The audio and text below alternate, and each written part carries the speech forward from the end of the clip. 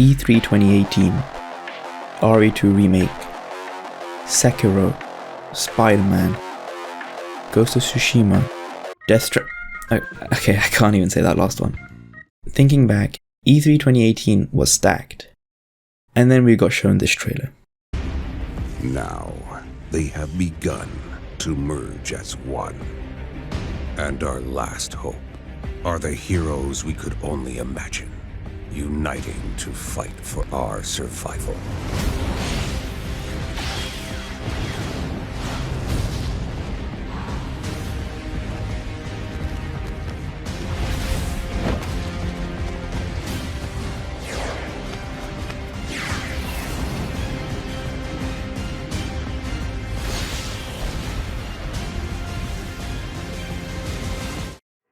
Celebrating Shonen Jump's 50th anniversary, a 3v3 3D anime arena fighting game, bringing together characters from popular Shonen Jump series. This certainly was a pleasant surprise. By no means was this the first ever crossover anime fighting game by Spike Chunsoft. Back in 2015, J-Star's Victory VS released for the PlayStation 3, combining all the heavy hitters from Shonen Jump like Kuroko and Hinata. My excitement for the Jump Force trailer was accompanied by skepticism. The common problem with most anime fighting games is the lack of depth, with basic button mashing combos and a lackluster story mode that seems to be a derivation of some fanfic found at the bottom of a forum. However, we were only shown a cinematic trailer, so we didn't have much to base assumptions on. In September, Bandai Namco opened registrations for a closed beta for the game, so I obviously signed up. The purpose of this closed beta was, quote-unquote, to provide stress tests for our servers and gather player feedback on the gameplay and its balance in order to optimize the game before its release. I was lucky enough to get selected for the closed beta, so let's check out what happened during this testing period. Imagine I didn't get selected for the closed beta? That would be a bit awkward. But once I got my email with the code to access the closed beta, I jumped right on. The game at this stage was in early development, 15 characters, 4 stages. Most of the testing was on how character animations interacted, spark and particle effects, and how the core game mechanics functioned. Right off the bat, my skepticism from the initial trailer was confirmed.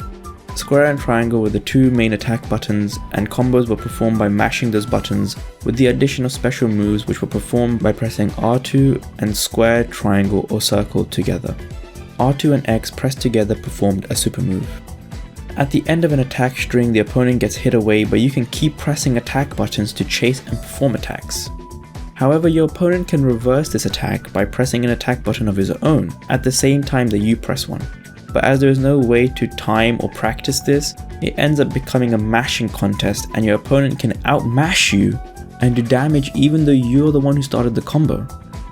The game features relatively large maps, which means you could try to run away to one side and keep running away. To combat that, a dash mechanism was part of the game, which was accompanied by a stamina meter. The stamina meter was also linked to the ability to escape from a combo. Let me tell you, this inclusion has to be one of the worst implementations of a stamina meter in any game. If your opponent escapes from a combo and you predicted this and used your own dash to chase after the opponent, you got some plus frames, meaning that you were able to perform another combo. But for some reason, if your combo was long enough, your opponent's stamina meter would regenerate in the combo and you don't need a full stamina meter to escape. So as soon as some stamina was back on your opponent's meter, they could escape again. Why are you getting punished for outplaying your opponent? There was no point in learning or executing long combos because they just didn't work. All you were able to do was play how Spike Chunsoft wanted you to play the game, by mashing the square button. Oh, you want to execute the combo? Mash square. You want to counter someone mashing square? Mash square. You want to perform vanishing attacks? Mash square. You want to stop playing the game? Mash the power off button.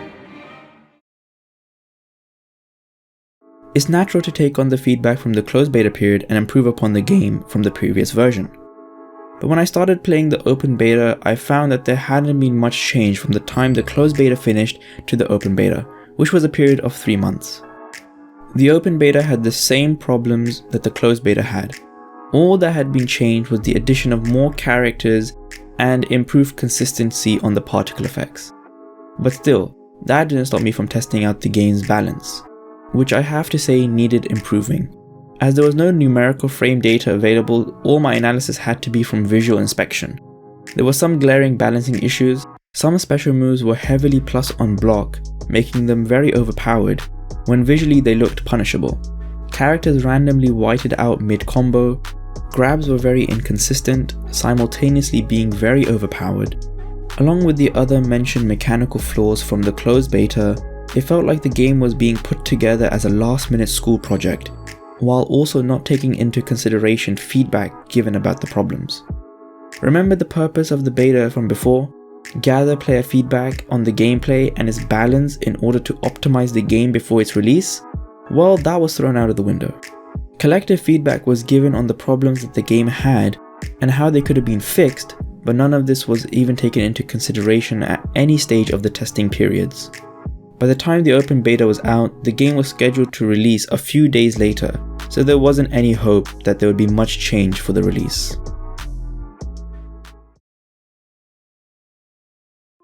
Jump Force released on February 15, 2019, and there isn't much more to say. The released game was just a copy of the two betas from before with a full roster and a story mode. An additional problem after playing the full released version of the game was how overpowered character switching was. When someone was trying to start a combo, if you timed it right, you could switch your character out just before, and as you can't cancel out of attacks, your opponent would be performing the moves on the character that you had just switched, while your character was standing to the right or left of your opponent, allowing you to do a full combo. The funniest thing is that Jump Force released with no rematch function. After playing a game online, there was no button that you could press to rematch. When testing out the games, the developers probably hated it so much they didn't even want to play it again, and so they didn't even add the rematch function. While the gameplay is far from perfect, you would assume that other aspects of the game would try to make up for it. Naturally, this would be the other major part of the game, the story mode. Story modes have been progressing in the correct direction for some time now. NetherRealm Studios have put in a lot of work to make their stories appealing and chronological. They rebooted the Mortal Kombat universe, and Injustice Gods Among Us had a prequel comic book series which served as a build-up to the story in the game. If that doesn't show how much work is being put into stories, I don't know what does. A good story mode is a great inclusion even in games which are primarily focused on the gameplay. So you would assume that a game that emphasized the importance of a story, bringing together all these familiar faces from different anime series to save the world, would place a good story mode as a top priority. But no. The Jump Force story is the most one-dimensional, boring piece of script written. Playing through the story gave me the feeling that these guys who wrote it had never read a single chapter or watched a single episode of any of the animes that were included in this game. It was a 1-hour game that was stretched to be 15 hours long of the same repetitive, boring missions, and every time you think it was going to end, you find out that every person you just saved just became a villain again, and once again you have to fight them and save them again. And my character kept on getting fisted by everyone for some reason. And the dumbest thing, by far, was that you could play as the main villain before they even showed you who the main villain of the story was. Jump Force released with 40 playable characters from 16 different series on launch. The roster includes different archetypes, but mainly brawlers and swordsmen, and there was Dio. Both of these archetypes are very basic to integrate into a fighting game. It would have been cool to see characters with unique and obscure powers to be added, like maybe Yahaba with his vector manipulation. You could use meters to place arrows on the floor or on objects, and if a person was to step on them, it would change their trajectory and bring them closer to you or further, or you can manipulate it, or something unique. But that's just a suggestion. No need to make the game interesting, is there? The lack of female characters in the roster is also very disappointing. From the initial 40 characters on release, 3 of them were female characters, and now including the DLC there are 5 out of 57. There's a plethora of female characters that could have been included into the game. Instead, we get 7 Dragon Ball characters. Why do we need 7 Dragon Ball characters? Those slots could have been used for some female characters or other characters from different series. Character interactions in this game were lackluster.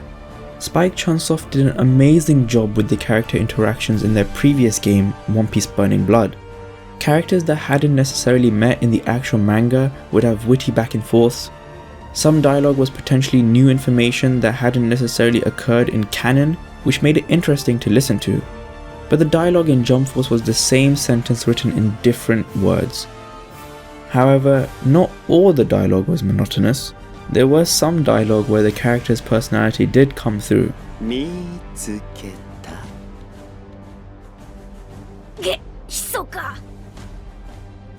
The custom character was also one of the most broken aspects of this game.